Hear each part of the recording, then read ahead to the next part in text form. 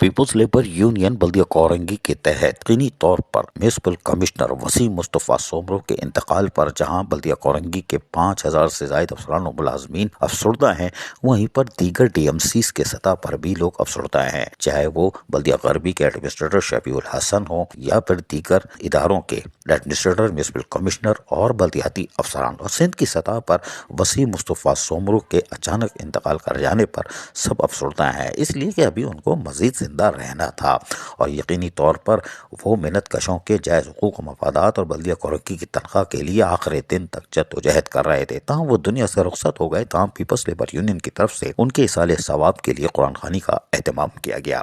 جس میں صدر عدنان حبیب صدیقی، ارسلان صدیقی، عامر اور اس کے ساتھ ساتھ واجد اور امتیاز بھٹو، انور بھٹو اور دیگر لوگ موجود تھے۔ اور اس موقع پر قرآن خوانی کا اہتمام کیا گیا، خصوصی طور پر دعا بھی کی گئی تاکہ مرحوم وسیم مصطفیٰ سومرو جو کہ ایک سینئر بلدیاتی آفیسر تھے، ان کے انتقال سے یقینی طور پر ملازمین افسردہ ہیں، تاہم ان کی بلدیاتی خدمات کو بھلایا نہیں جا سکتا جو انہوں نے محنت کشوں کے لیے کیا تھا۔ اس موقع پر بلدیہ کورنگی میں 24 دن گزر جانے کے باوجود بھی تنخواہوں کی ادائیگی نہ ہونے اور سندھ حکومت کے لیٹر 30 دسمبر سے پہلے ایڈوانس سیلری دی جائے، اس لیے کہ بینک تعطیلات ہوگی، اس کا تو فیوز اڑی گیا، یعنی وہ لیٹر جہاز بن کے سندھ سیکریٹریٹ واپس پہنچ گیا، لیکن 24 تاریخ گزر جانے کے باوجود دسمبر کی تنخواہ ادا نہیں ہو رہی اور ذرائع کے مطابق جنوری کی تنخواہ بھی گئی پانی میں۔ اب دیکھتے ہیں، لیکن پیپلز لیبر یونین کی طرف سے آج ہونے والے ایصال ثواب کے لیے قرآن خوانی میں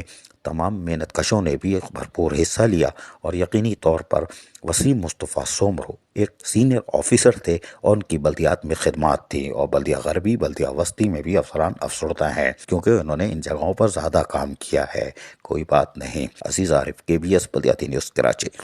ایسی ہی خوبصورت ویڈیوز فیوچر میں حاصل کرنے کے لیے ریڈ بٹن پر کلک کر کے اور بیل آئیکن کو پریس کر کے ہم سب کے سبسکرائبر بننا مت بھولیے۔